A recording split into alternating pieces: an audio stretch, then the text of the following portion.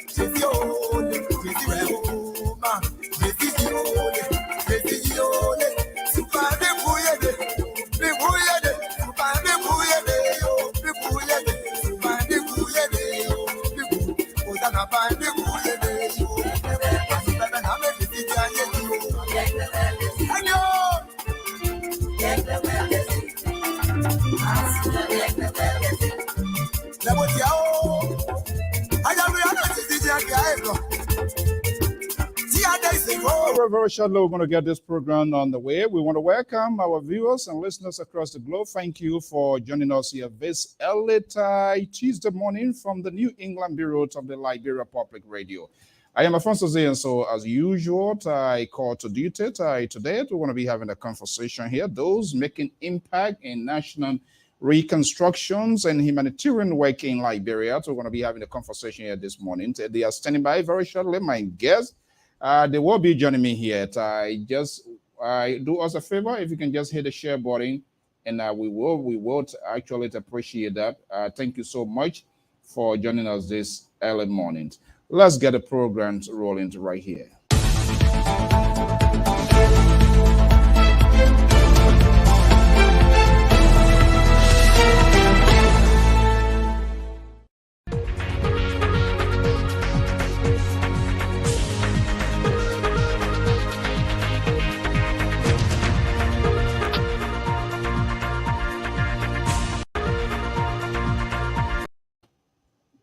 Good morning, Liberia.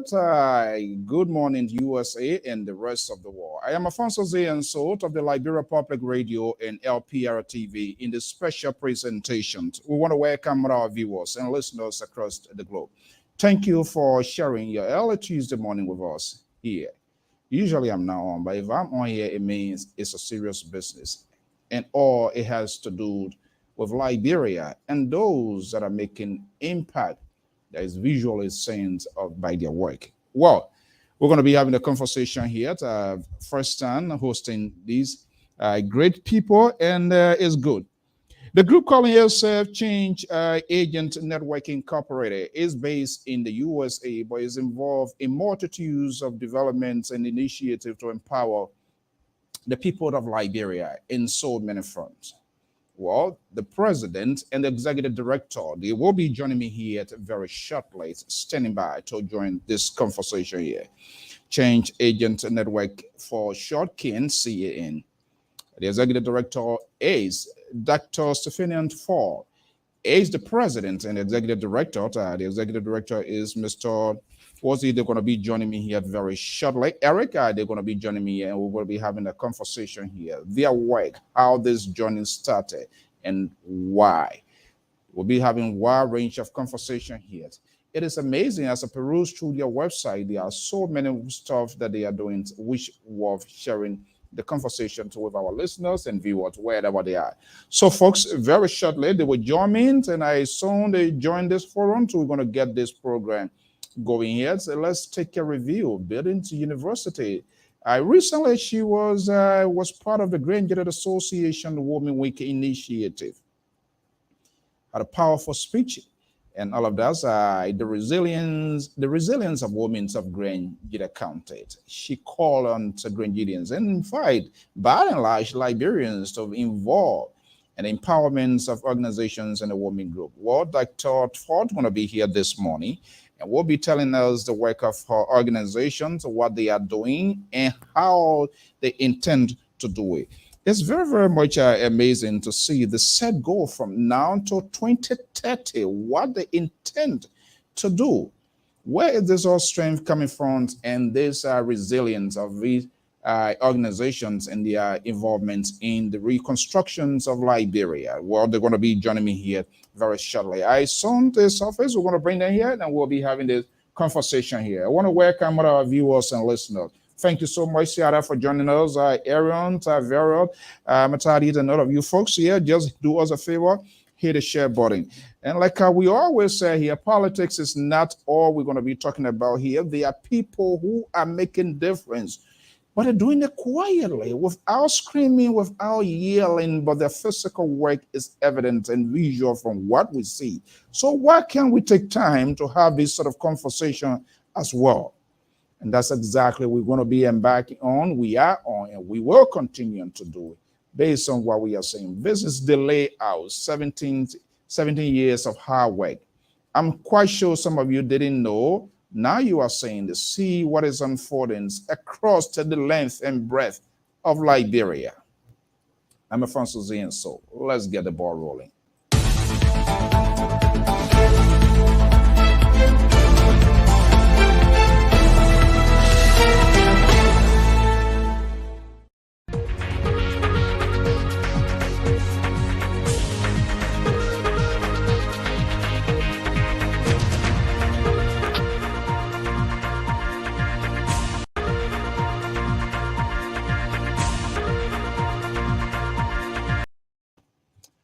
Okay, so that's it. But as usual, as you may know, we always also in the business of bringing other news, making headlines. Thousands of Kenyans are in a long queue this morning, according to major news cable network, in a major tight presidential race to replace incumbent Uhuru Kenyatta, son of the late President Jomo Kenyatta. According to report, France 24, a major cable network, the race is tight. The boss, there's a divided room in there. The former vice president is supporting the opposition. That's the beauty of democracy. And so far, perfectly is ongoing. We keep monitoring the news coming from East Africa to Kenya as well. But in the meanwhile, we're going to pivot to humanitarian work that is unfolding unleashing in Liberia by the group called the Change Agent Network. Agent Network is based in the USA, but also is well footed in Liberia, involved in multitudes, empowerment, school buildings, and so forth. Well, the group are here, and we're going to have this board rolling here. I don't know exactly the goal. Yeah, as a peruse through the website, there's a strategic plan by these organizations. And that's what I like to see. You have a short term and a long term goal now to 2030, what they hope to do and how they are doing it. Besides what they are already doing, where is this energy coming from? How this came into being? Well, the executive director and the president, they are here. Most often, the boss and the owner, they don't work together. In most of our organizations, there becomes a power struggle. I'm the boss, you are not. But from all indications and evidence of what we are saying, it seems to be a coordination. But we would like to get it from the houses more. Let's see here. Well, the group are here. I see backstage is the executive director.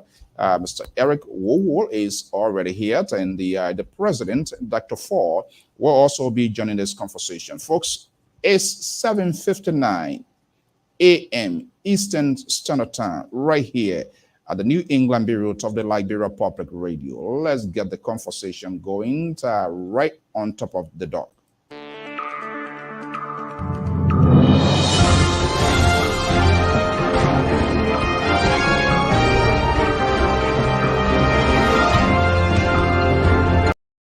Okay, let's bring in our guests already standing by to get this conversation. So let's go and bring in the president of this network. Dr. Forte is here this morning. Also, the executive director, the guy who is running the administrative function, and I'm quite sure he's doing what he's supposed to do. This is why he still maintains his job. Mr. Wowo is here. Eric Wowo is also here. Let's bring in family. Good morning. Let me move this fancy thing here. Let's get a full glance of our guys. Okay. Good morning. Good morning, sir. Okay. Dan, if you can mute yourself. All right. Look, I'm sorry to wake you up this early morning time today. I think you should be doing your routine here, but yeah, we are. This is very, very much important. It is important that we have this conversation to get it out there because other they know, I didn't know, and this narrative is worth to be told. Okay, introductions is not my favorite because you tend to leave out important pieces that will capture the imaginations of your listeners, and they will tend to follow you. So let's get the ball rolling here. So Eric, don't be jealous. In our Liberian context, they say ladies and gentlemen, right? So we're gonna start with we're gonna start with the ball. Dad, good morning and welcome. Let's get a little bit brief intro. It's so huge, I can't do it. You can put it into context. Thank you so much, Mr. So we are so happy to be here, and we've heard so many great things about you. So we are even more excited to join this conversation this morning. Yes, I am Dr. Stefania Forte. I am a Grangidian, a daughter of Bazan District. I always love to start with that because growing up, my mother would always tell me, if you don't know where you're from, you will never know where you're going. So specifically from Blowntown and Tolltown combinations. So I am the board president of Change Agent Network. I'm a global literacy advocate, I'm an adjunct professor in a local university in Pennsylvania, and I am a proponent for education and eradicating poverty through education. So this is work that we've been doing I've been doing it the past 15 years. And Mr. Wowo here, the wonderful Mr. Wowo, he has been involved in this work for 20 years. And we have an amazing friendship, professional relationship, and mutual respect. And I really appreciated the fact that you mentioned this dynamic that we have, that we just don't focus on specific positions, but we understand that he brings something very unique and specific to the organization, and I bring something else. So we have deep respect for each other, we have huge collaboration, and we have one vision. And I think that vision keeps us grounded, and it keeps us focused on our beloved country, Liberia, and now specifically our proposed programs that we have in our beloved Grand Gedeh. Thank you. Oh, now there's a justification why I couldn't do it better than what you did. You got me into trouble here this morning by calling Total. Samson Toll going to be blowing off on me crazy on this network when he comes here. That's my cousin. We are related. Oh my, oh Lord, Jesus. The liberal progressive. Oh, are you kidding me? It is the fact. Man, I don't know. You know what? I'm going to stay out of his way for the next couple of days because it's going to be hell on earth. Okay, let me go to the executive director, Mr. Wowo. Good morning and welcome. Let's hear from you.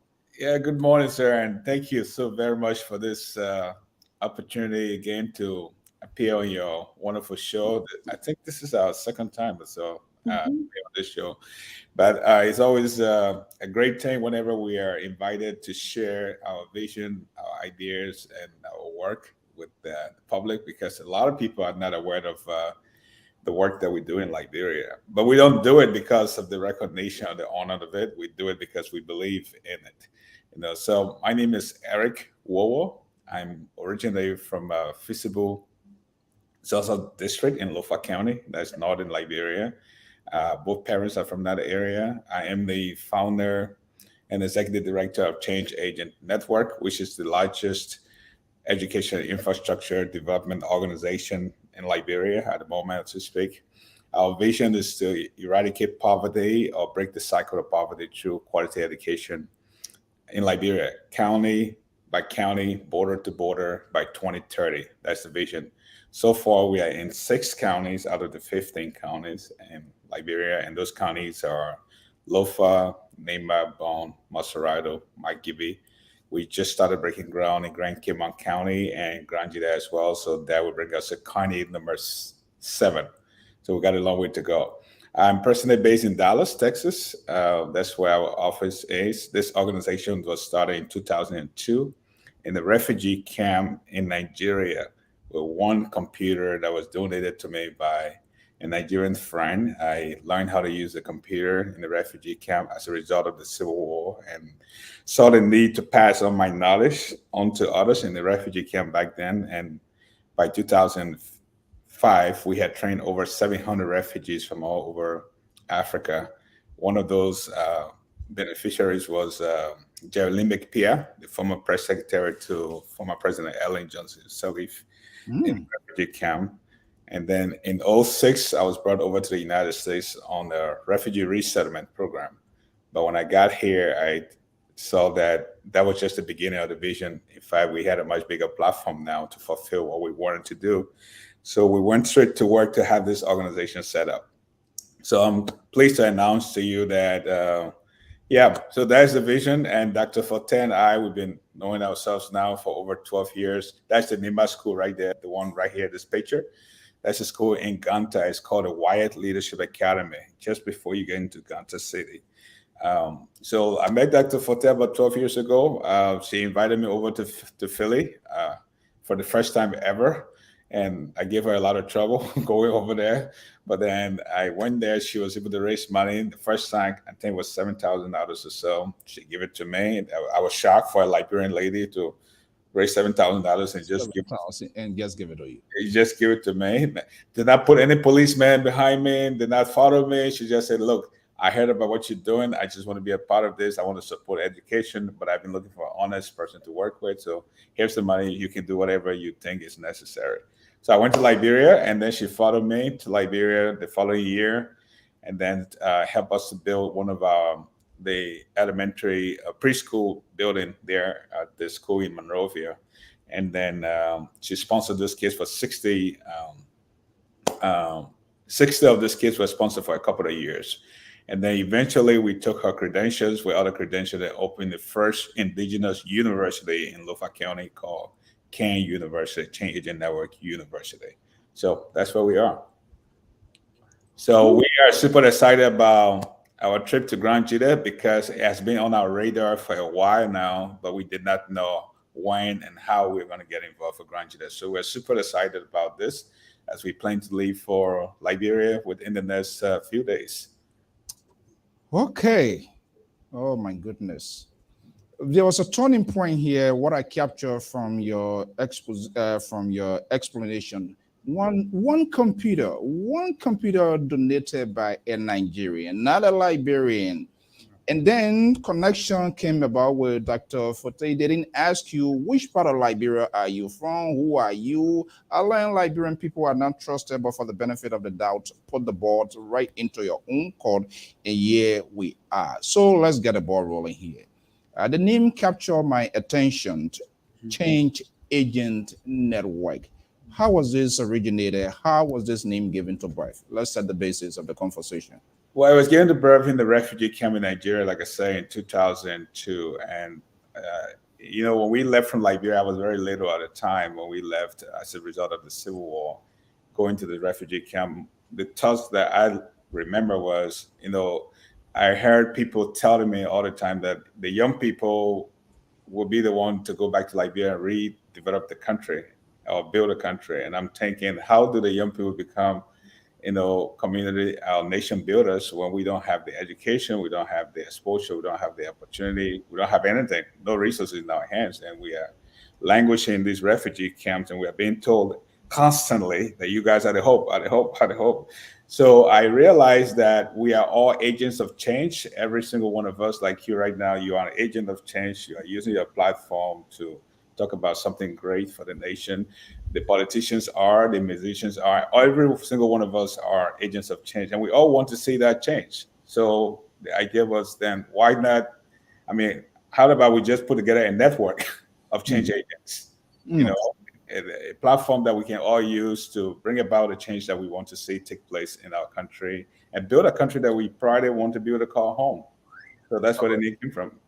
Okay. Let me come to that. If you were to call you to just make it a little bit easier here for me as we flow. We don't entertain here. We tell people strictly what they need to know, and so we are not in the entertainment industries of other network. They are at liberty to do what they can do.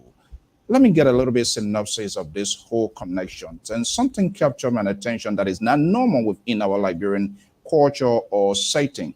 To trust is a huge issue here, and it comes with a lot of connection. Is he from my industry? Is he from my quarter? In fact, I'm not sure that question was asked, and you just went ahead to do what you did to save this organization and with such a sort of huge investment, 20 years investing in training, $3.5 million raised to support.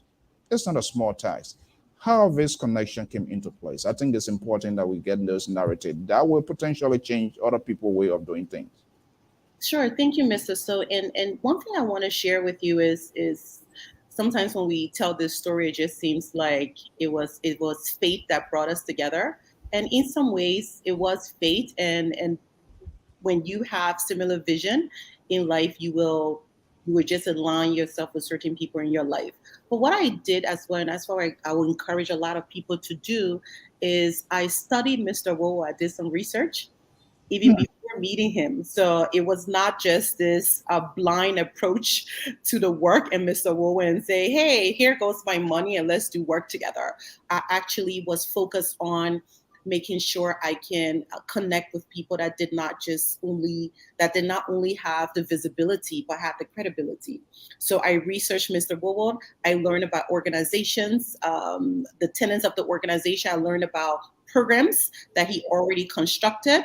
I learned about his foundational philosophy, which is that solidarity over charity work, which means the solidarity work is more sustainable and inclusive, but the charity work is non-sustainable. And there's that dysfunctional power dynamic where we impose our view of empowerment onto other people because we have access to resources. So once we had those conversations, and those conversations were long and extensive, and I learned about him as a man, and I learned about him as a professional. But then also I was able to view the work. I learned about his team. And from there, I decided that this is the best person to present to my inner circle. This is the best person that I can invest because I know that he is really focused on the work. Because, Mr. So, there are many of us that we're in this field. And Mr. Wowo and I will always talk about people who are focused on sustainable programs versus short-term projects, right? And around those short-term projects, you see massive visibility. And I learned that Mr. Eric has something that was just inherently a part of my character and how I was raised, to focus on the hard work, to focus on the tangibles versus focusing on all of the rhetoric and the plenty talking around something small that you do, right? So I was fascinated, and I was encouraged, and I was inspired from day one by Mr. Wowo. So it just was not this like blind approach to his work, but it's somebody that I respected and I do respect now. And he brought something very, very unique to the table. And I will share this with you too, Mr. So, without talking too much, because you can see this is what we love to do, is Mr. Wowo, all of his work in 20 years, he has never met, and myself too, we've never met one president. We've never met major government officials that we can say, okay, we need something to elevate our work. We did this from this grassroots movement and effort. This is for the people, by the people. It's predominantly donations from the international community, from Westerners to and the Liberian diaspora to our country, right? But this is work that is unusual. Yeah, this is definitely the essence of what grassroots movement looks like. We've never met any president. Eric Sada went. Charles Tillotson. Yes, Tillotson, you're right, correct. Pat Chancellor passed by him. Ellen Johnson Sirleaf passed by him. Now, His Excellency George Weah. So we've never met any of these people. And what we are trying to share this message here, it doesn't matter if you have government intervention or relationship with them. We all are change agents. We all have the responsibility and the duty to use our resources, our academics, and anything we have to contribute into a specific sector in our country. So that's the history of Mr. Wowo. That's how we met, and the respect has never, it only increased from the day I met him. So I just feel privileged to have somebody like this in my life that I can enhance me also professionally and in my personal life. Wow.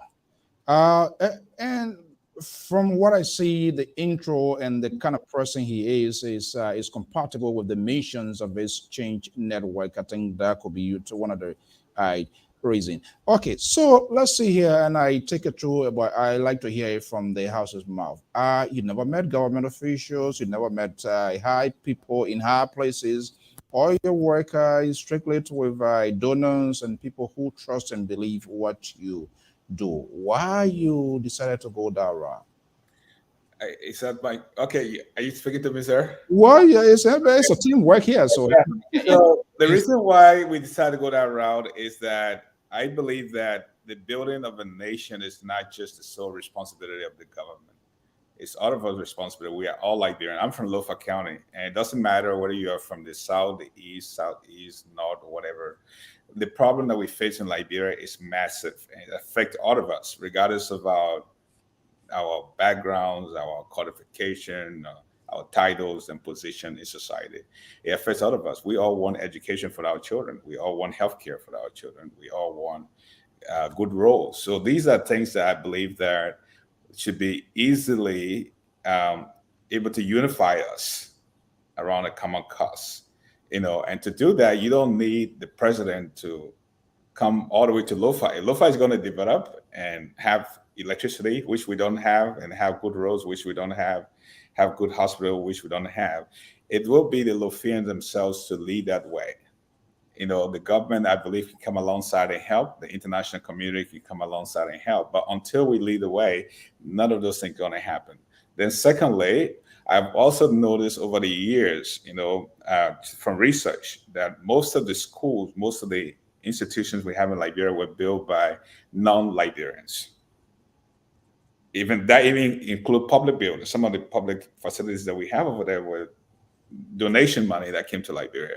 And then I see that whenever you get something for free from somebody without the involvement of yourself and the interest from yourself, you don't take it seriously. You don't appreciate it.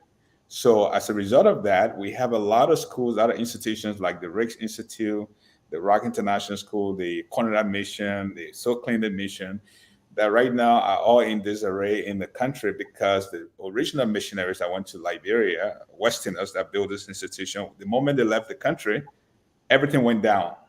Everything went down. We struggled with it because it was not a solidarity work wherein we had something to put in, something to contribute, something. It never brought any value to us. We did not take ownership of it. We're never involved with the process. The people brought their money and built this thing and they left. And it just went down the drain. So I felt like the best way to go to sustain the kind of vision would be to have this solidarity work, collaborative work in partnership with the local people. I cannot change your life without your permission, without your involvement.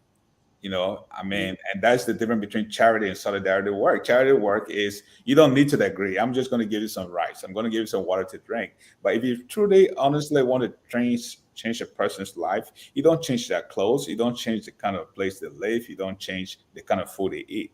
You simply change the way they think. And you change that by changing their environment. So with that in mind, that's why we took this approach, that model that, you know, this is the best way to go.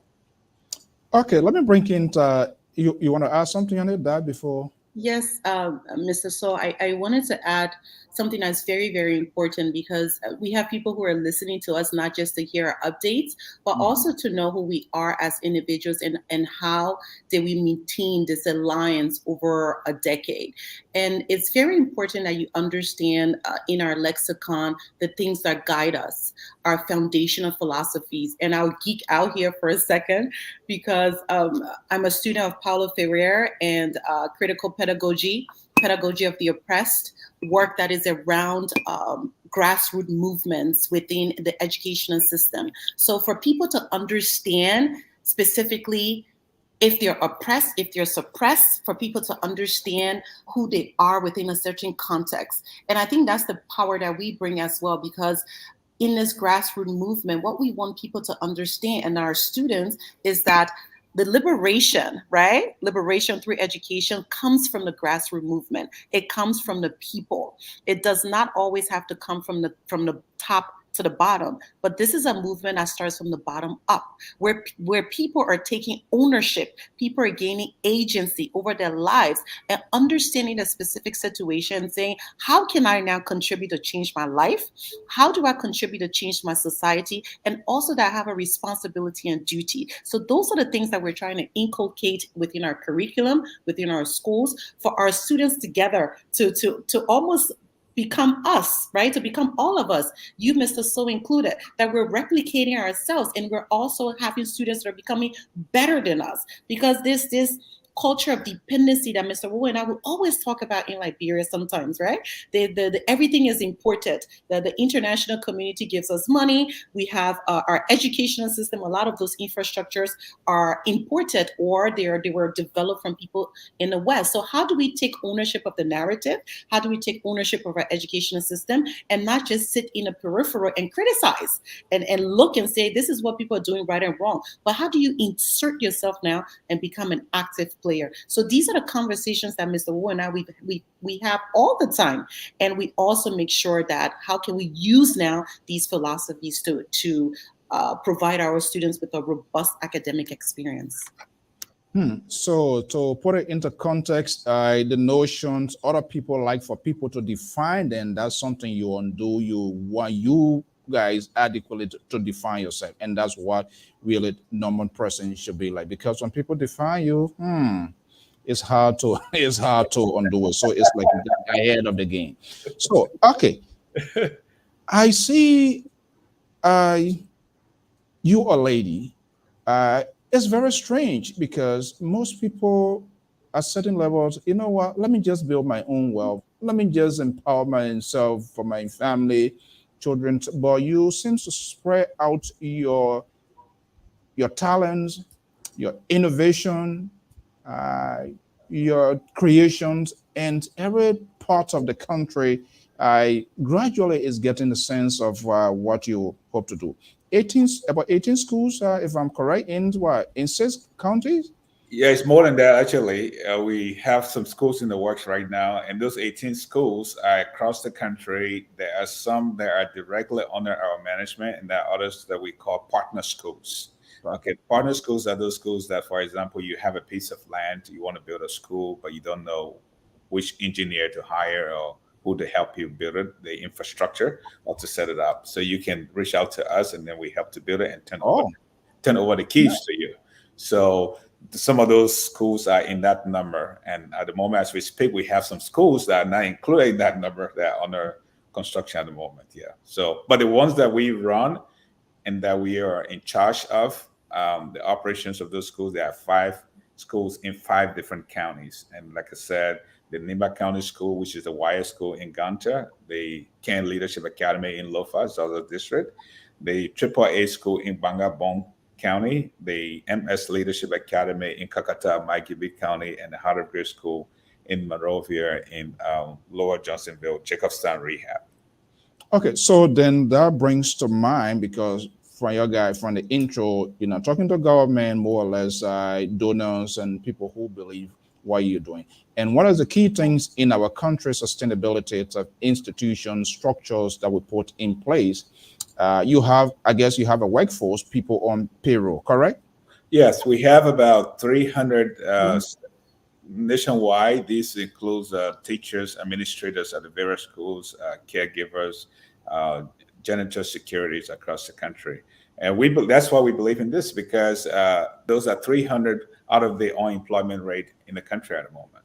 And we don't have to be government officials. And I can say 1,000 more out of, because those people, they can sustain their family, they put food. Exactly. Where is the resources coming from, Dr. Forte? How are these people being paid and to get her going to where you're going? I know how one probably amidst those footages or whatever, teachers, people going on strike, they're not getting paid. I now try to sound political here, but it's the reality. Sustainability is key in our it's very, very vital in society. So how are you getting this done, or how are you guys getting this done?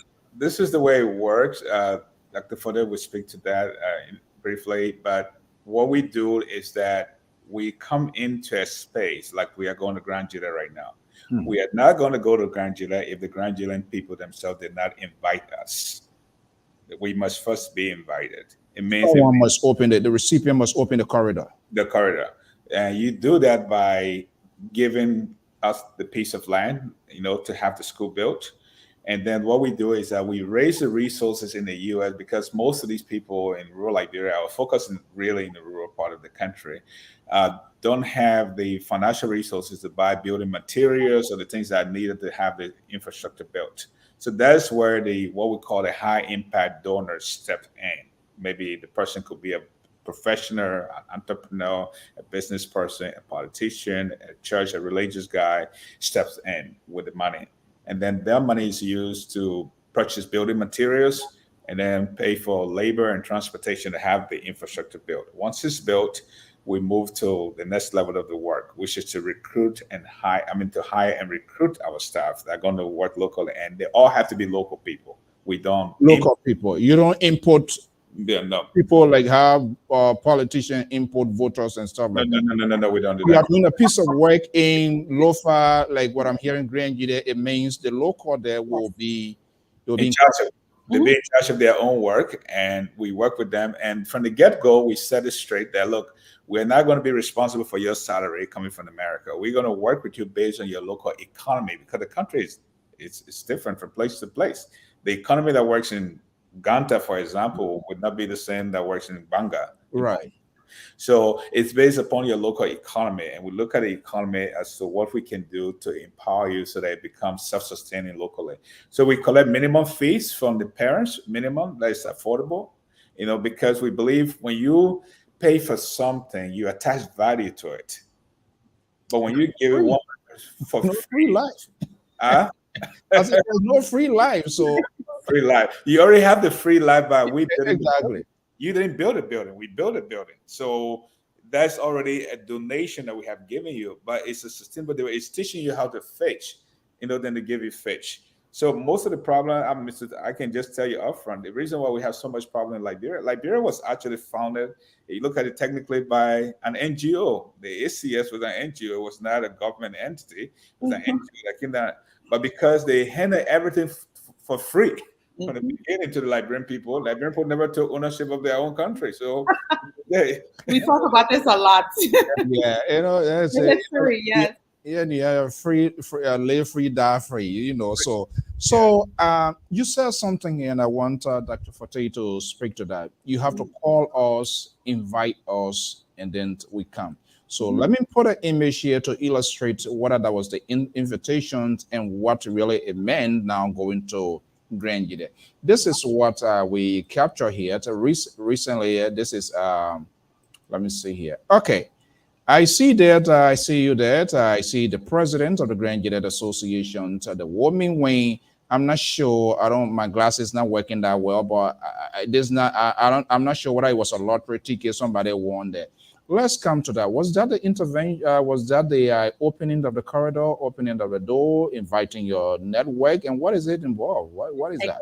Exactly. That is a perfect example. So it started with my invitation as a guest speaker at the National Convention for the GGAA. And a few weeks before that, Mr. Wowo and I and our leadership team at Change Agent Network were trying to discuss the next county of where we'll have the construction of one of our large projects, right? Which we call education and empowerment villages. And as the interview and the conversation progresses, we'll share more. Why do we call our spaces academic empowerment villages versus just building schools? So we were talking about how, he's from Lofa, from Zaza district. We went there, we built this beautiful university that he talked about, he mentioned earlier. So I'm looking at him and I'm saying, the next county should be mine, right? We should go to Grand Gedeh. So I'm just throwing it out there because I know we're thinking about Sano, which is amazing, but if we can just kind of go to Grand Gedeh first, then transition to Sano, that'd be a great strategy. So we discussed that. Then you see how life happens when you speak something out and you're in this work for a long time. It just aligns itself. Things just start to organize itself, because there's that divine intervention that comes. So I was invited to be the guest speaker, and I think it was time appropriate because we have even more experience, we have more expertise, we have a lot of work to demonstrate our credibility and not only the visibility. So it's almost like as a daughter of Grand Gedeh, I was ready to enter this space because I had specific credentials, but not only, the theoretical part, but I'm a practitioner and I was ready for this space. So it was just this divine moment now that made it possible that I was the guest speaker. So I entered that space. And before becoming a guest speaker, I talked to Mr. James Ubuti, who is the president of the GGAA, a great person, great professional relationship we have. We talk all the time about, his vision for the county and for the Grand Gedeh community in the diaspora. So I told him, I said, Mr. Ubuti, he told me, he said, I was thinking about someone and I thought about you because I've been following your work. And I said, Mr. Ubuti, before I come, I just want to share with you that I'm not really interested in just being this guest speaker that comes in and speaks English and talk about all of my many credentials and impress people, then leave. This is a specific space for me. That's why I just don't do a lot of guest speaking events, because I want to focus on the work. I want to roll my sleeves and get my hands dirty and want to be known for that. And that's what Mr. Wu and I have in common. So so we cemented the fact that, once we get to Kansas City, Missouri, we're going to propose the Leadership Academy. And then subsequently, the Grand Gedeh Women Initiative they're part of this. They're a wing of the GGAA. After we have multiple meetings, and I was in charge of Ways and Means, they approached us and said, you know what? We are ready now to transition. We can get more into that in the conversation. We're ready to transition over these funds that we've been holding for 10 years, and we have the land. So going back to circle back to that part where you talked about being welcomed or being invited, Mr. Eric mentioned as well, that was that invitation. They have the land, they had the deed, it was prepared, they had some initial funding, which we are going to match, but they were ready, because that's what solidarity work is. We can't just come to a place, because my name is Dr. Forte, Mr. Wu, been doing the work for 20 years. To me, he's one of the #1 construction people in the country that I trust. So now we're going to impose ourselves in a specific context. We don't do that. We have to be invited, because this work is all of us holding each other's hands and doing this work together, because sustainability starts from the beginning. So we're just not going there to build a school, but we're building these viable economic and academic spaces where we're going to leave, for the Grand Gedeh people, is for the Grand Gedehs, by the Grand Gedehs, and that's what sustainability is. So if one day, Mr. Wu and myself, we decide, you know what, we just don't want to do this work anymore, nothing will collapse. Everything will remain erected, and everything will remain functional, and then the work continues. So it's not around the individual, because you see a lot of our work in Liberia is around the individual, but we have built an institution that if we're not there, this work continues. So that was the invitation, and we feel so blessed and privileged to have received that invitation from our county. Oh, somebody writing here, how about Basa? So get ready, more invitation. I'm telling you, going to be coming your way. But I think there's also fair to mention here, there seems to be, from what I'm hearing from you guys, there seems to be a standard set. So your invitation you're preparing, don't just prepare it must have also a backup plan to say, well, wait, talking about Martians and sustainability, we're talking about now, like in the case going to Grand Gedeh, whatever project are going to be initiated, I'm quite sure there's a lengthy conversations whether it even qualifies it's on your own program, and it's the value it brings to the community, the dwellers, and all of that. What next? What is the sort of arrangement in terms of you build it and leave it within? Will you continue to provide that expertise? And if so, how long before because our people, they can't hold something for a period of time. You put it here nicely, well painted, everything, you take it, you tell your body, the next day you come, it crumbles because lack of management. So what is your network? Building it, how long do you stay with them, to make sure that it's durable and it be there for a while? Well, let me go first, and Dr. Forte can follow. Between Dr. Forte and I'm specifically in the hardware area. So we have defined our role. She's the educator. She has a PhD in education, curriculum development. That's her field. So my area is the infrastructure. Without the infrastructure, nothing exists. You don't have education at all. In Liberia, we lack infrastructure nationwide. There's no infrastructure to do anything. So right now, going to Grand Gedeh, it's my responsibility to ensure that the buildings, the infrastructures are erected, and after they've been erected, and then Dr. Forte will step in with her team to bring the software, to introduce the software into it. That is the hiring of teachers, the staff, what to be taught in the school, the operational aspect of the school, sustainability, all of that. We're going to sit now around a formal table and discuss that. After it has been built, we are not just going to hand over the keys and say, well, nice meeting you. Thank you for the work. Goodbye. We are going to the next county.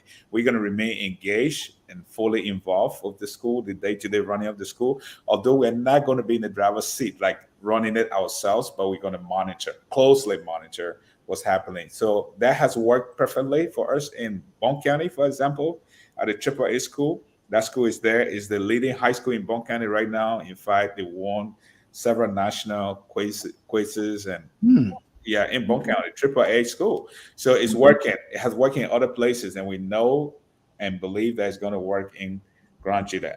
So we will operate it with the cooperation of the GGAA and the local people. in Grand Gedeh for probably the first 3 to 4 years, help with every logistical supplies like school buses, school supplies, whatever they need to get everything off the ground and running. Okay. For example, Mr. Toe, when you meet somebody in a car accident, for example, it's not a time to tell the person, be serious, it's your way of life. The person is bleeding. The man dying already. The man dying already. So it's not supposed to get the man before you tell him to be serious. Be serious. So that emergency, that first aid approach is what we're about to start. Mm-hmm. We are going to rescue. We are going to the aid of these people. It's not time to tell them, say, be serious. You'll take care of yourself. No. We are going and rescue the person from the accident, take them to the hospital, stabilize them, stop the bleeding. Once the bleeding stops, after a month or two in that hospital, you start to ask the person a question about where they live, what they were doing for living before the accident occurred. And then you can eventually help them to move from that stage of aid to a place of rehabilitation and eventually to development. So there are 3 stages we have to take: aid first, then rehabilitation, and then ultimate development. But that aid does not mean you should go and lie down in the hospital and refuse to go home. Okay, folks, let's take a quick break and get a glass, and then we'll be right back. I'm Alfonso Zienso of the Liberia Public Radio. We'll be right back.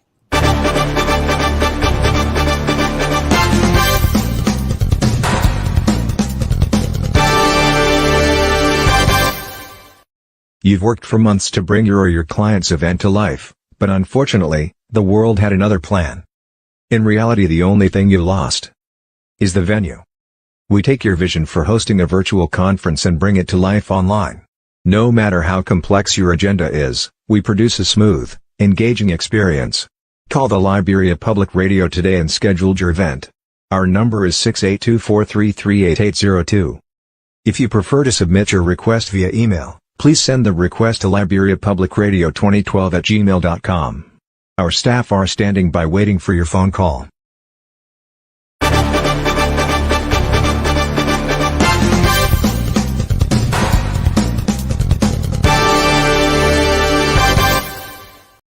Okay, let's come back here. Time is gradually. Today, folks, no politics. We are talking about divine interventions and to build society. And this is why we have the Officials Executive Change Agent Network that is so far doing extraordinary. I believe, Dr. Forte, you wanted to come in before we went for break. Yes, sure. Thank you, Mr. So. And I just wanted the opportunity. Please allow me to defy that narrative of our people not being able to just maintain and sustain a project or a program, because in our experience, we have, and also based on our approach as well, because I think the approach is the essence for the success. And I think it sets the groundwork for the success of any program in Liberia. But what in our experience, we were able to see is people do not inherently want a handout. People want to work hard. People take ownership of these projects. People understand that this is for them by them. They start to become invested really early. They see that we are part of them. So, and we do not also offer the handout. So if you want to work with us, if we're working hard and invested, you also have to meet us halfway, because this is for your children. This is for your livelihood. This is your county. This is your community. So you have to take pride and ownership in something that we're bringing to you as well. So you see that narrative a lot of time we hear, in our country, the people sometimes they don't want to work hard. And we do have, I mentioned that culture of dependency because it's been there historically. But in the county, especially in rural Liberia, we notice that the people want to work. They're such hard workers. We believe in their abilities, and we have so many great collaborative relationships with these people. And they have put a lot of time and efforts in building and sustaining these programs that we have. So there are schools, for example, Mr. Wu mentioned in Bon County, that school is being sustained by the people from there. from that community, and they're doing an excellent job.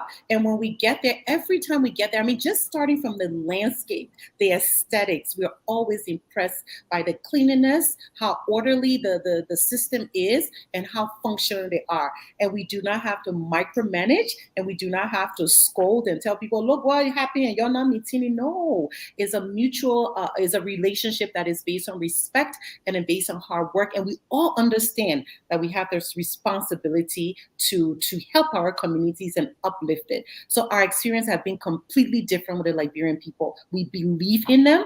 We know that they're going to be there and appreciate and work alongside us. So that has been our narrative and experience throughout the years. Like, Wow. Go ahead, Mr. Wood. So, for example, I know we have not transitioned to the GGA thing yet, but what really impressed me the most, I'm an honorary Grand Gedeh now. I'm from Bazon District as well. Mm-hmm. And my name is Young Pao. Young Pao is the name. That's the name they gave me, Young Pao. So, Young Pao. That's a cool one. But what I was really intrigued about, and we've been looking for this model for years in Liberia. Most of the schools we have built over there, 80-90% of the resources have come from non-Liberians and non-Africans, in the last 12 years or so. So my thing is, how do you expect your life to be changed when you don't have any involvement in the process?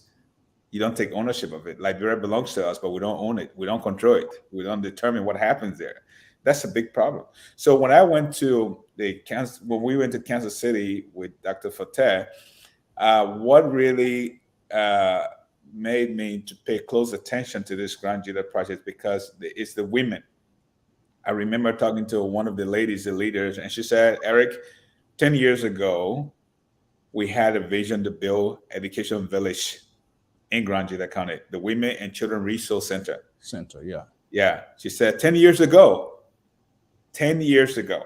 That was before even President Weah became president in Liberia. That was before I even taught, almost around the same time that I met Dr. Forte. And she said, we have the land, we have probated the deed. We went over there, we acquired the land, we have everything, we have some money sitting in our account. I'm like, this is the way to go. This is it, perfectly. It meets your criteria right there. Yes, it met the criteria right there. And she said, we are waiting, whatever fundraiser you need, we're going to work. We're going to keep working with you guys until the place is built. Okay? And she said, don't worry, we have people in Grand Gedeh waiting for your arrival. We have this, we have that. So how can you say no to such an offer? Why you guys didn't tell me to be part of that team? Come on, Eric. My goodness. And the fact that they knew this, they knew that they needed the land, they accessed the land, they got their deed, they had their seed fund. And just the fact that they understood the process was so impressive. So impressive. They kept it for 10 years. 10 years. I'm a member of that community. I know the in-depth of that host, that money in there, that, I don't know, the check ceremonials, presentations, Mana Elizabeth Penochipo, who were then cheerleaded in and out, and I don't want to go there. How they been holding fire? Other people come, they want to get, said, no, this money is for a specific cause, and it must be used for that cause. You see, so it's just very encouraging to see that happen, and I believe that God willing, after the successful implementation of this project in program in Grand Gedeh County, that other counties, other tribes of Liberia, other groups in the diaspora could start to emulate the good example of the Grand Gedehans. That's my hope, going forward, that we will stop and take ownership of our own problems and find solutions to it ourselves, that we will not just sit there and hope and wishing and praying and fasting and, wanting to do something, but we never really get to it. Wow. So talking about them, because people are paying keen attention, and trust me, they're going to be here, poor people, they're going to rush in. So what are the processes involved? I heard you talking about your match, right? What about the organization or the committee that comes within your match? Monitored wise? Well, let's look at the criteria involved. We don't want to get our people leave here with apprehension. Oh, So imagine what we match when they are right. No, they're not are right. We're not doing here. There's something here. Let's put it into context here. What are you saying? Say the community. Let me use one of our viewers as a case study. Say, why is it about Basel? Now, my guess here, Basolians or the organizations or border folks now will be listening. Wait a minute. This is something here. So what should they be considering first and foremost before even coming to approach your organization? They need to be told as well. What's that? Jennifer, there you go. Oh, okay, thank you, and thank you, Mr. So as we mentioned earlier, the invitation is necessary because this is work that we do in collaboration with the county or that space that invites us. So definitely, there are some tangible things that are requirements. So having access to the land and making sure that we have that space to start the part of Mr. Wowo's work, which is the infrastructure development, and my work comes afterwards, which we call the software. So then we have different agreements when it comes to funding. We may have some spaces like the Grand Gedeh Association right now, we have a dollar for dollar match. And within that, we are going to set up a budget. We have different phases. We have, for example, phase 1, then to not overwhelm the process, right? And to not have like donor fatigue or even to make sure that we can chew the process, easily. So we start in different phases. So we have phase 1, and it has a specific budget, and it also starts to build the trust as you work together. So once phase 1 is done, we demonstrate the work. And we go through the logistics and we go through the financial transparency, then we can transition to the next phase that has a specific budget. But we also, other than within our financial contribution as well, we bring things like school buses. A lot of our schools have school buses, and that increase the population of our institutions. Then we also bring, we have computers, we have technical equipment that we bring to our schools. So it's just not only within that dollar for dollar, just the fact that if you bring $1, we bring $1, but we bring everything to make sure that we can give students the holistic approach to education, but also a robust experience. So first you have the land, and we go through many conversations because we have to define, not even if our model is transferable, but the nitty gritty, right? Yes. Some specifics have to be context specific, right? So if in Basa, it may be different from what happens in Grand Gedeh. Exactly, the scenario might be different. And one thing I learned from Mr. Wowa as well, which was very impressive, is even down to the cement, the bag of cement, the price different from one location if you're in coastal Liberia versus city part of the country versus if you're in deep rural parts.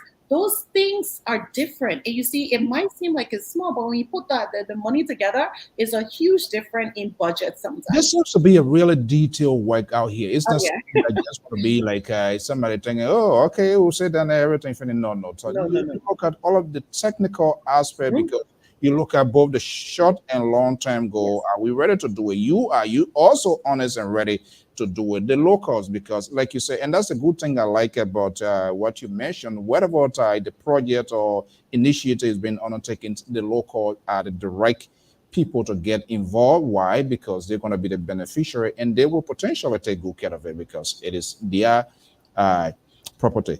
Mr. Oh, I believe you wanted to come into. And you see, there's a last year I was in Nima County, for example, and we had a PTA meeting. And in the meeting, this lady came to the meeting and we were talking about sustainability. And she stood up, she said, Mr. Wool, she said, let me tell you something.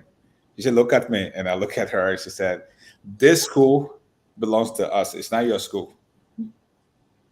And I was shocked. I said, yes, that's true. She said, because you don't have any child in this school. You don't have a single child here. All the children in the school are our children. These are our children, our grandchildren, our husbands, our family members that attend the school. And she said, secondly, the school is not on wheels. It's not on tires. that the way you brought your car, and when you're ready to go, you go and jump in that car and just go away. This school is not going away. It's not going away. You cannot get angry one day and say, well, I don't like you people anymore. I'm going to take my building out of here and take it to another county. The school is here to stay. It's on our land. It's in our community. It's for the benefit of our children. So you don't need to beg us to do this. You have done the greatest work by bringing the school to us. We've been waiting for school in this community forever. Since Liberia was founded, we've been waiting. And you've helped to fulfill that vision. So we have no choice to come alongside you. Feel free to come here. And she said, one more license, she said to me. She said, you are from Lofa. You're in Nima. Yeah, you should be going to Lofa to build a school in Lofa, not coming here in Nima County or going to other county. For the fact that you jump over all the other counties and you came here, we're ready to work. It's an added value. Yes. So in a nutshell, it's about helping people. All of us want to have that sense of independence. All of us want to have that space for dignity, for pride, something that we are proud of, that we take ownership of.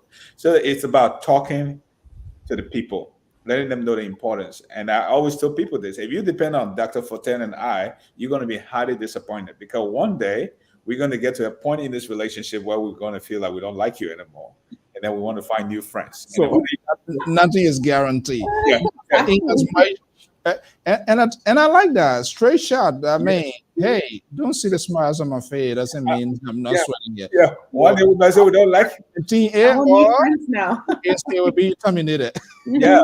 One day something may happen health-wise, family status could change, and this time that I have to go to Grand Gedeh may no longer exist, and somebody else will have to continue with the work. So let's be realistic, right from the get-go. Like, for example, Mr. Toh, we leave for Liberia on Thursday.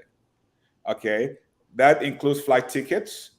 We have to pay for hotels. We're going to be going to Grand Gedeh. We had to provide transportation for ourselves, food during the rainy season. During the rainy season. Oh my goodness. So the $10,000 that was given to us, a night or two ago, for Dr. Forte and I ticket just to go to Liberia is around $4,000 already. Or more, yeah. If not more. And hotels, accommodation are not included. So when we talk about data for data, we are even bringing more than the data for data. I've been talking about how you're going to gas a vehicle to leave from that place to go. Mm-hmm. The team, everything. So those are the things that I'm talking about. I'm going to be going to Grand Gedeh for a couple of months to, for the groundbreaking for the started work. But the Grand Gedeh Association is not paying me specifically for my time and the resources that we're going to be spending over there. But once the school is built, we are committed to providing textbooks. We are committed to providing computers, other vocational training like the music school, the other programs that we have in other places. So it's more than just a data for data match. Okay, let's talk a few things here. We will be having this conversation moving forward. Let's talk about staffing of people. What I'm hearing, going to Grand Gedeh, you're going to be using the locals to get involved in the construction. But whereas talking about teachers, who does the training of the teachers, and what happens if there's not qualified teachers? Because you want to put up something of a quality, we're talking for Grand Gedeh for discussion purposes. I'm not saying qualified teachers are not there. That's not what I'm saying. But for discussion purposes, you go there and say, it doesn't meet your standard in terms of qualify. What next? Where do you go? Where do you look next? So what we do is we start having relationships and partnerships with teachers associations and just all of the National Teachers Association, Ministry of Education very early. So we start this vetting process, this discovery process, the research now. So that's work that I'm doing now, even before getting to the county, to see who I can access in those leadership positions, to start a discussion and to see what do we have, right? What do we have there available? And also I'm a board member of Teach for Liberia, which is under the umbrella of Teach for All. You know how they have Teach for America, Teach for Nigeria. So Teach for Liberia, I'm on that board as well. And they train teachers to become just more skilled and technical teachers in specific discipline, but it also teach them leadership. So you can see our network is extensive. It's all in education. It's all in teacher training and having access to those professionals. So having an extensive network, we do the research early.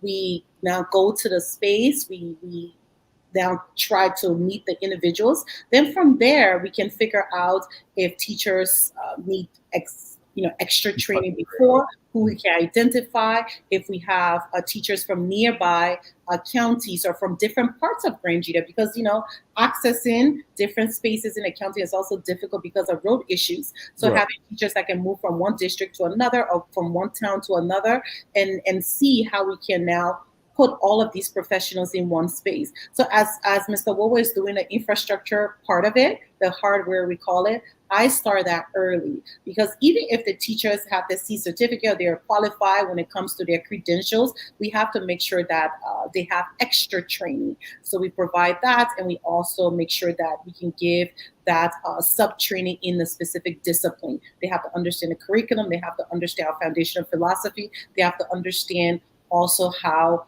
we place a premium on intensive reading. So teaching teachers how to become reading specialists and provide intensive reading services for our students in elementary school.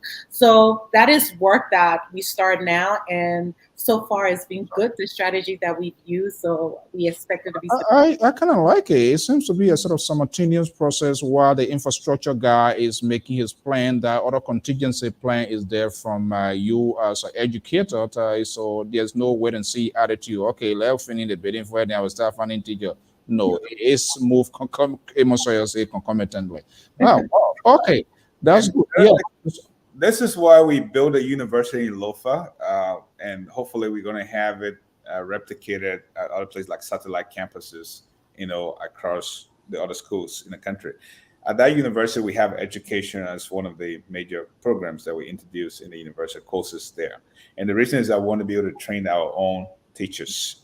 So when we get into Grand Gedeh, if we see the need that teachers need to be sent over to Lofa, or the university in Lofa need to move to Grand Gedeh in order to produce our own, then we will look at that and make it work. It's contingent upon what is want to be available, or the scenario that want to be involved. Right. And then secondly, we do take people from the United States, professional teachers and others, to go over there on a short-term workshop training, provide training to our locals there. At who expense? The organization that spent.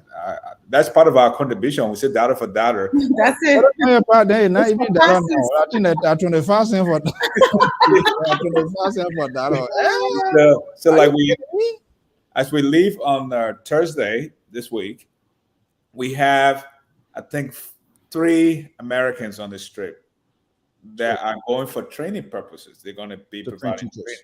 Yeah, to train people in Liberia on Thursday as we leave at some of the other schools in Monrovia, not in Nima Bon or outside of Monrovia.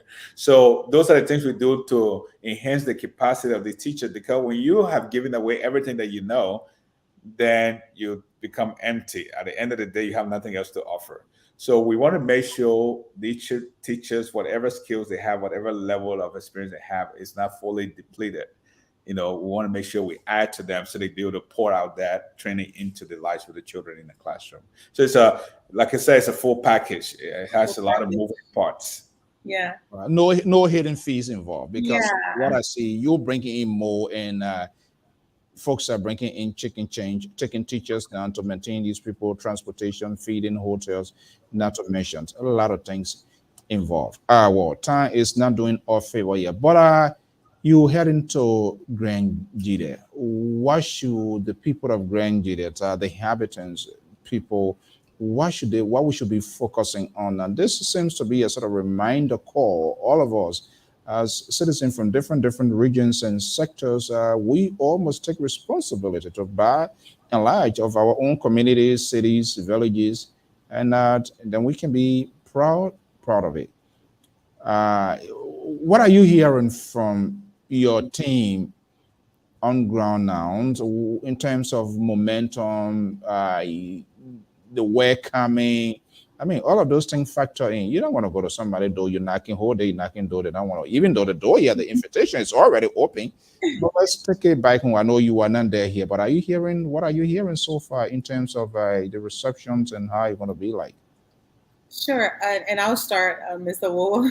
Thank you, Mr. So, and you said something important, because we started everything in the diaspora right here. Now we have to go to the county, right? And one thing we do is we're just not going to the county and start putting the shovel in the ground and start digging foundation. So what we do is we connect with the leadership here. the GGAA and the autonomous group, for example, the Basel District Association as well is involved, and they contact leadership back home. And what is very, very important to us before we start that construction process is to sit down, build a relationship with the local leaders, not just the people in the governmental spaces at the local level, but the ones we call our town chiefs, the women in leadership there, the young people, and sit down with them before we even start this process to ask them for their blessing and their approval, and also to listen to their plights and listen to any additional need and services that they require of us. And now once we establish that common ground, we build that relationship, and we almost like cement the approval and the blessing, then we can transition to the construction. That is always a path that we've chosen, that path of connecting with the local people first before starting construction. That's what we intend to do when we get to Grand Gedeh. Just explore the space, connect with people, have discussions, and the same detail we provided to everyone in the diaspora, we have to go there and provide the same details for the people who are in the space, who are actually going to benefit from the service, right? So we have to sit there, explain everything, what we're coming to do here, why are we here, who are the important people here we need to know. We have to do all of those things before we start the tangible work. So that is the intention that we're going with. And so far, we hear that people are ready to welcome us. And independently of how the people feel, our responsibility and our duty is to go and make sure that we present ourselves and explain ourselves to the people. And then we just don't expect them to say, oh, we're happy for them to come. That's not what we're expecting. We want to get there for them to get to know us, for them to get to know the work, then say, okay, my son, my daughter, you're welcome. From there, we move. Mr. Wu? Yes, sir. Yeah, this is exactly what's going to be happening. So our trip to Grand Gedeh is not just, oh, we're going next week and we're going to start digging foundation holes and laying bricks in the ground. No, that's not going to happen. That is not how we operate. So like you rightly said, we have spoken to the Grand Gedeh Association in America, the leadership, to send formal letters to the county leadership, the stakeholders of the county, the superintendent, the mayor, the representative, the senator, the chiefs, the women wing, the youth wing, everybody, because this is about the development of the county. So it's not about one political party or one tribe or one district people. It's about the whole county. So let them know, inform them officially what the roles are, what we're coming to do in the county, because we are going into their space. Right. So be aware, why are we going to that space? What are we going to do there? Who is sending us? What's our mission there? What's our expectation of them? And then we also need to find out what is their expectation of us. We are hoping that they will be the one to police their own school, to provide the resources to run the school, to provide the labor to build a place. But they're not going to do any of those things if they're not involved in the process. So our first job would be, upon arrival, would be to have a sit-down meeting with them. And we would download all that we've been doing across the country and how we got into their space, and ask them to, No, I would be compelled to ask this question here. And you are doing all of your due diligence, put everything in place. So the question now becomes, and I'm going to narrow it down to Grand Gedeh because it is Grand Gedeh you're going to be heading to. Is there any official or any delegation, whether from here or in Monrovia, we accompanied you to say, hey, I am representing the Grand Gedeh Association, whether they are in Monrovia, but to take you also, because that is significant. This is a huge, this is not a play thing we're talking about here. And somebody must be able, a son or a daughter of Grand Gedeh within the administration or whatever, I should lead this cause too, so that they would tell their own people, these are our brothers and sisters, they are here to help you. Is that happening? Well, and I would preface with this, Mr. So, Eric and I, we've been in environments where he's not from there, I'm not from there, right? And we enter those spaces and... they're not? Oh my goodness. You know how, for example, Eric went to Boncante, he's not from there, right? Other spaces I've been to, I'm not from there. So we are able, that is very important. But I would say that I'm an executive member of the GGAA in Ways and Means, but I'm also a daughter of Basel District. I'm connected to that space. You're getting in trouble here, Dr. Forte, with this something told man here. Oh my goodness. Exactly. So I tell people, don't let the aesthetics fool you. I'm very connected to my roots, and I'm very connected to people on ground.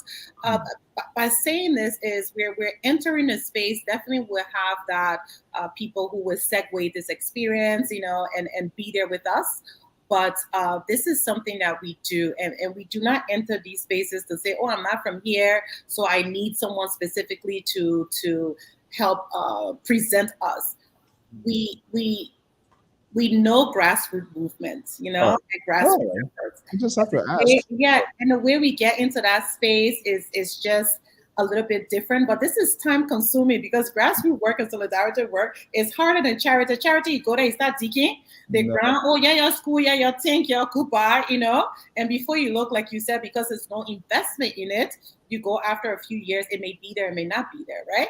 But our work is a lot of grassroots. We take a lot of time to get to know people. We connect with everybody. We started this work here. So we do have people that will meet us there while we're in Grand Gedeh. The leadership here of the GGAA, the Basel District Association, have been working very hard to make sure that we have, access to their liaison teams on ground to assist us.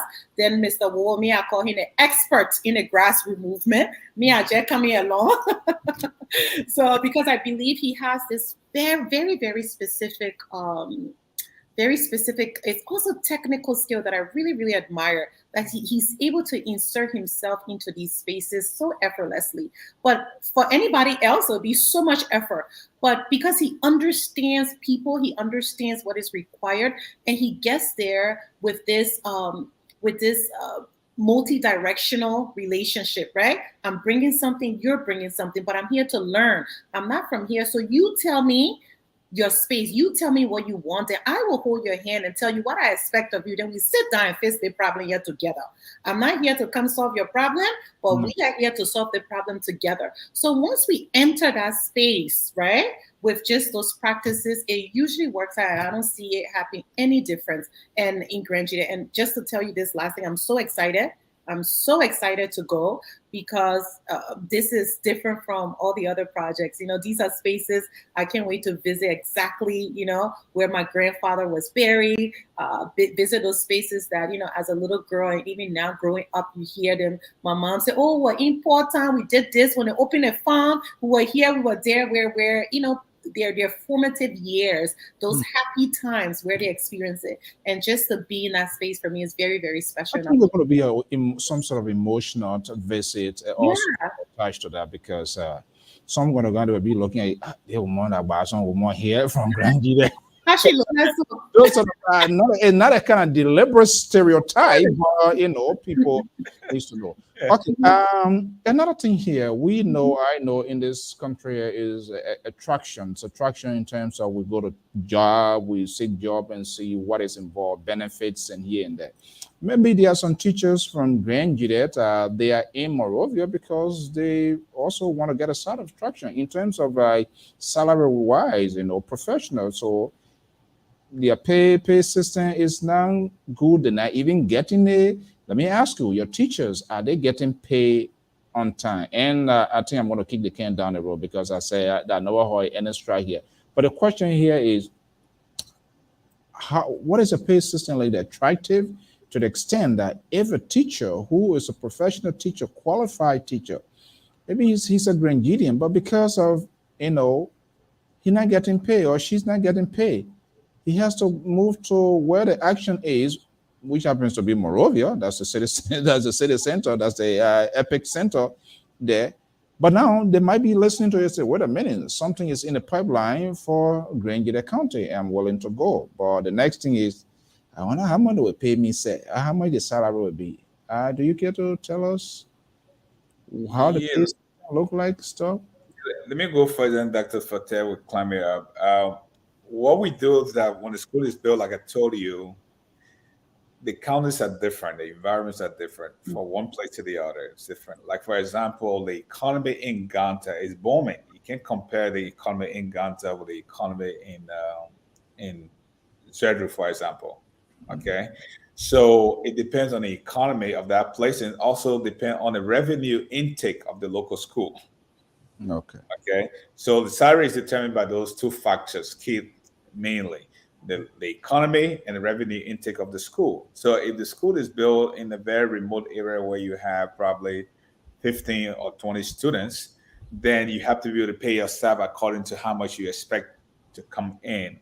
And that's why we don't do importation of staff or teachers from other counties, because it's a lot more expensive. You have to deal with resettlement, you have to deal with family relocation, with healthcare, education. So we prefer to deal with the locals where they are right now. It's a lot easier that way and cheaper, because you can provide training for them in that space. But if you took somebody from Monrovia, for example, Mr. Toll, to Grand Gedeh County to go and teach, the person have to move with their entire family. You pay their way, and their children and will. Yeah. And if the relationship doesn't work out, for example, like they are not able to perform according to your expectation, and you fire them, then you have a problem. Now they're going to go to court, to the labor ministry, and say, well, this person brought me to Grand Gedeh and I got fired. Now I want resettlement back to where I used to live, and my children's school, my housing. We've been down that road before. So right. Okay. And also, Mr. So, I would like to add the fact that we really value our teachers, because we know that these are the principal technocrats in the educational space that are, responsible for the curriculum and molding the minds of our students, and also having teachers within the community. It just extends the education of the child, because something simple as you're walking to school and you guys are not doing the right thing, and the teacher, he coming from the other direction, he's walking there. He may scold you guys, or he may tell you guys, you did your homework this morning, how are you doing, how's your family?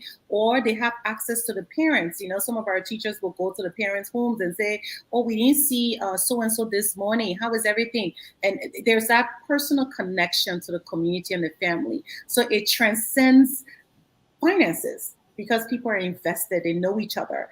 And the teachers now also have the follow-up, right? And involving a PTA, because we know, based on research, parental involvement in education actually enhances the child academic and literacy experience. So the teachers are able to convince the PTA, convince the family to say, okay, y'all come to this meeting. This is what's going on with the child's education. This is where they need help. This is how you can participate, because the teachers are from that community. And also there's the accountability factor, because if the teacher's not doing a good job, the community will get involved as well. Well, the time is not doing others favor, but it's good. It's better late than never. We LPR, Liberia Public Radio. We are Forte in Liberia, correspondent in Grand Gedeh as well. We have correspondent in Lofa, so we're going to be, with your permission, we're going to be following some of your work. We need to tell the story. I don't know how many of us knew all of this sort of extraordinary sacrifice, giving back to the community, society. All I see here is strictly empowerment. Define yourself, know your own destinations. Don't like people to tell you who you are. You can better explain who you are and what you represent. Guys, I want to thank you so much. We will continue this conversation from time to time. Hopefully you will make yourself available. You see here, how peaceful this conversation was this morning. No name calling, no 5,000, no 35,000. And you not vote for this, you vote for it. Humanitarian, giving back to the community. And these are things that we need to also focus on. Let me start with you, Mr. Executive Director. As we are about to exit here, what is your message? Not just on it Grand Gedeh, but to Liberians by and large. Well, my message to all Liberians is that we have to take ownership of our country. I think we believe in our mind that Liberia belongs to us, but whatever belongs to you, you control it, you build it, you love it. And whatever you love is going to cost you. Love is never free. So patriotism is not free. It comes at a cost. So my plea to all Liberians is that Liberia is going to be counted among those developed nations of the world. We're going to have running water. We're going to have electricity, education, healthcare, job opportunity for our children and our young people. Then we Liberians are the only people that can make that dream come to reality. Nobody else from outside going to make that work. And unfortunately, we don't have another place to call home. That's our only home. And That's that's it. where our greatest responsibility lies. Our great responsibility is where we come from. So true success is defined by the success of your successor. So if we are successful in the space that we are in today, the successor, which is our children and young people coming after us, if we are not setting them up for success, then we are already a failure even before we get there. We have already failed. So Liberia will not go forward, and I'm doing my part. And I want to encourage all Liberians. It may not. You don't have to be Eru Wowo. You don't have to be Dr. Forte to help determine what happened in your environment. You can take the role right now. You can be an activist there. There's an issue of water, some social issue that you can get involved with, make it happen. We can't do this by ourselves. We are going to ground you there. We cannot get our work done by ourselves. We need the help of every single Liberian listening to us, the government, other institutions. We all can do this. We can do this. How we live in Liberia, the war killed, we killed so many people in that country. We destroyed the little things that we had there. And the question is, how are we living it? What's the role that we're going to play in rebuilding, reconstructing? What will be our place in the history books? What will be remembered for? What role did we play about these things? So my thing is, that's a question that every single Liberian needs to ask themselves, wherever they are. So we look forward to those who are willing to welcome us and work with us, and those who are excited. Okay, Dr. Forte, I know one of the key things, and hopefully it's I prayed when you return for us to have that conversations because it has some sort of correlation with what you are doing. You as an educator trying to bring the young generation. Trauma is something that we cannot ignore. The sort of factor, the impact it has or it does have on the educational systems of the young generation. We're not hearing people talking about that, but it's a different conversation. I don't know what that is. There's a commendation in your program. Hopefully, when you get back here, we need to have that conversation because it's going to be a lengthy one. But I want to thank you so much for your time. How are you leaving us here this morning? What's your closing statement? Yes, thank you so much, Mr. So. Definitely, I will welcome that conversation around trauma and how we can play an active role in peace building that will lead us to sustainable peace, because that's part of our work as well. And I have a lot of information that, with excitement, that I would love to share and with you. Yeah, in the next at the next show. So it'll be my pleasure. Sam Central will not be here because he will want to bring total conversation here. So just to let you know, he's not part of my life. He fired me here this morning. Here I'm a conservative and blah blah. That's who he is. I'd love to be on a show with both of you together. We are polarized, political orientation. So thank you. Sorry. Okay. So Mr. So and also Mr. Wowo, many times we'll talk about, and Eric and I, we call it the exodus of the young Liberian, right? Or the Liberian youth.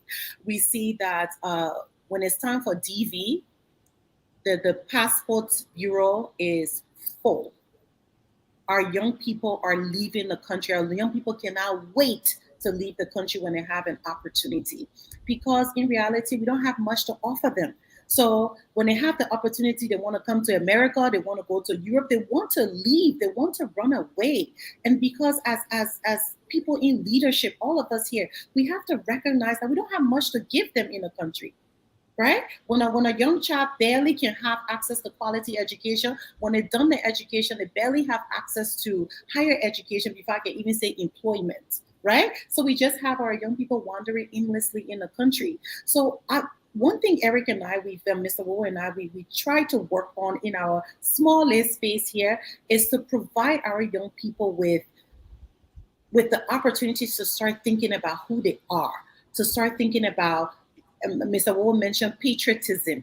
What does it mean to be a patriot? What does it mean to be a Liberian? How do you become a change agent? How do you become involved in a grassroots movement? How do you find innovative ways to become an entrepreneur and solve small issues starting from your communities? Because once you have people understanding these concepts and turning it into practice, then you will have young people that want to stay in the country and participate. Because now you hear the rhetoric about I'm a revolutionary or I'm this. What does it mean? What does that mean for you? Okay, how do you manifest this into real life. So all of the political rhetoric we hear, all of these abstract theoretical concepts that we hear in the mouths of our young people, and I love listening to them because they're able, a lot of them are great speakers, but what does it mean? And how do you use that in a tangible way to transform your life from where you're at in your family, in your community? Because when people start to cement these values, right, and our young people start to understand the power that they have, because our population very young, I think 40% of our population extremely young. So this is the future. So instead of our young people trying to run away out of the country, the first opportunity they have, they can still find a beauty in Liberia. They can still find a hope in Liberia. And we trying to accomplish that through the curriculum, through education, but making sure that the young people understand this responsibility and duty they have. The international community will come, they will do as much as they can, but change will never happen until we as Liberian people take ownership of it, and we can reshape this narrative to redefine who we are. Because since 1822, it's kind of been like this, the definition of what being a Liberian is. So if you don't define yourself, any definition and people can come and put up. Oh, yeah. So that's what we're trying to do within our educational system, and hopefully it can ground our young people, and within a few generations we can start to see these ramifications of changes that will stem from our institution. So our lay corner that we're trying to make a little bit of difference. And Mr. So, I remember this morning we exchanged text messages, and you were talking about your team in Liberia touring our institutions, and we look forward to it. I really want you to see Mr. Wu in his elements. I really want you to see me. And we'll capture him. We'll capture him live. Yeah, and you will see him walking around in his slipper all over the place. So, workaholic, right? And see the way we work. Right? Spend the day with us, spend an hour with us, whatever time you have. And you can actually see our people, talk to our students, talk to our teachers. We can come talk all we want here and how great we are. But the people we serve are the ones that can tell you if we're doing a good job. It's good that we are connected, and believe me, our microphone will reach out because we need to hear from them. They are the beneficiary. Yeah. So, guys, I want to thank you so much. What a fascinating conversation. I can't wait when you get back by the grace of God. That trauma aspect, because, everybody have turned to revolutionary. Yeah, man, yeah. When that age is cut off, you know where that hand can go up because everything just going to go behind your back. Yeah, so I believe here you are trying to shift and change the narrative and put people in the right path. But you can't do it alone. All of us, national government, the civil society, the citizens themselves, you got to help yourself before people help you. You sit on the ground, you won't put your hand up, I will not take your hand because you're able to do it, but you're deliberately doing that. And because of many, many reasons and factors, we can't talk out now. I want to thank you so much for your time this morning. I'm sorry for waking you guys up early, but that's what we do. When the situation demands it, we just go across that borderline. Thank you so much, guys, and I wish you a better trip. And I will connect. We will let our team know, and so that we'll capture some images that start coming from inside Liberia, not just on the ground Gedeh. Okay. We have people in Lofa. We have our guy in Lofa as well. So we can reach anywhere. Thank you so much, Dr. Forte, for the enormous sacrifices and time, energy, effort, and you, Mr. Owu. Integrity is irreplaceable because of that computer that was donated to you, not by Liberian, not American, but Nigerian. And I guess that Nigerian to confide and trust in you. And guess what? That computer has exploded. It has opened the corridor. It is breaking into a lot of things. Thank you for being so committed and being a good guy. Thank you. Trust me, from what I'm hearing from this lady, he says, Google this, I can do everything. He says she's searching there, background check for us. Yeah. And that's how this connection came. And I want to say thank you for maintaining such a relationship. Very, very suddenly, we see this kind of relationship live, because sooner or later, the honor men want to, who they bring in, then you want to overrun somebody who get a house. But that's not to be the case. And this is what we want. We want coordination, teamwork. You learn from your boss learn from you. Thank you so much. And we wish you a safe trip. And when you come back, hopefully we can have one more conversation. That'd be great. Thank you, sir. All right. Okay, guys, thank you so much. And by God's willing, I'm Alfonso Ziensot of the Liberia Public Radio. I want to be back here. Have a pleasant morning. This is a special edition here, live from the New England Bureau of the Liberia Public Radio.